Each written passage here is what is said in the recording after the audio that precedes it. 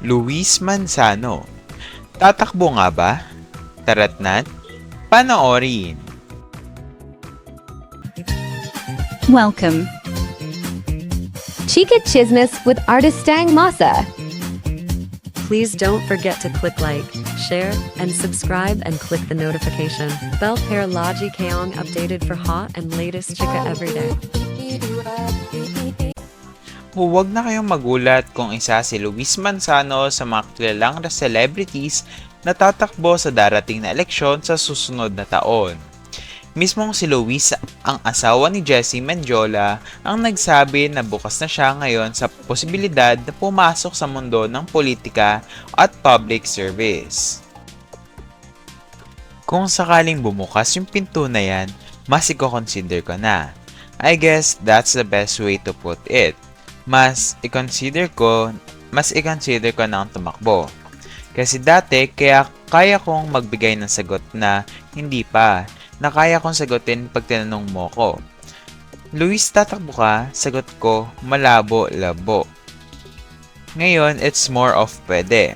Tignan natin kung saan tayo dalhin. Pahayag ng TV host, actor na panayam ng On Cue. Ayon kay Luis, tadhana ang pagiging public servant.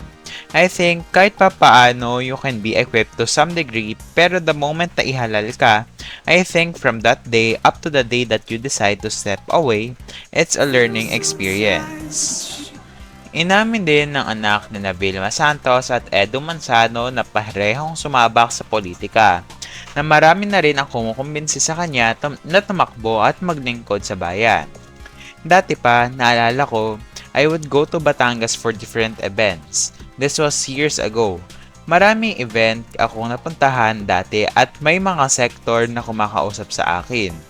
May mga sektor at grupo na. Naalala ko, may grupo ng mga guro. May grupo ng mga pare, may grupo ng mga madre. Different sectors, mga negosyante, asking if I would or if I could run, and nakikita ko yung tiwala na handa nilang ibigay sa akin kung sakasakali na tahakin ko nga ang mundo ng public service. Pag-alala ni Luis. Yung time na yun, hindi pa ako handa. Basta bawat punta ko sa Batangas, meron akong nakakausap dahil dito sa ABS-CBN. Sabi pa niya, marami ang nagsasabi na siguradong mamanahin niya ang galing ng ina niyang si Ate V pagdating sa paglilingkod sa bayan, pati na ng stepdad niyang si Ralph Recto. When you hear something like that, it means na napaganda ng legacy na iniwan ng mami mo. At may tiwala sila sa'yo na kaya nilang ituloy yun o dagdagan pa ang legacy na iniwan ni mami at ni Tito Ralph. I would like to think na base sa nakita ko sa mga magulang ko, handa rin naman ako mag-aral ulit, anya pa. Dagdag pang pahayag ng TV host. Minsan, lahat ng pinag-aralan mo, mas marami ka pang matututunan pagkasama mo yung mga tao, di ba? Iba talaga.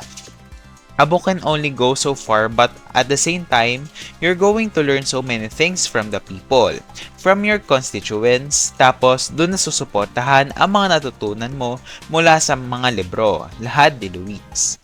At tungkol naman sa reaksyon ng asawa niya si Jessie sa posibleng pagsabak niya sa politika, di pa rin niya ma-imagine actually. We had a talk cause I am not getting any younger din naman. If ever I do enter politics, parang ngayon pa lang alam ko na. Parang ngayon pa lang if I have your go signal or if medyo alanganin ka sa medyo umiyak siya kasi ibang-ibang mundo yon. Ibang-ibang mundo ang serbisyo publiko. As much as you want to believe kasi na serbisyo ang intention mo, hindi pa rin mawawala ang politika. You wanna believe na rainbows and butterflies ang public service? Hindi. Meron at merong susundot na politika dyan. So sabi ko, kung sakasakali man, at least I know na okay sa'yo. Anya pa. At dyan nagtatapos ang ating chika for today. Ano kaya sa palagay nyo? Mag-comment lang dyan sa ilalim at huwag kalilimutang pindutin subscribe at bell button para lagi kayong ma-notify kapag nag-upload ako ng pinakabago at umaalab na chika. Pakipindot na din ng like at share button para marami pang ma-upload kagaya ng ganitong content. Yun lamang at paalam!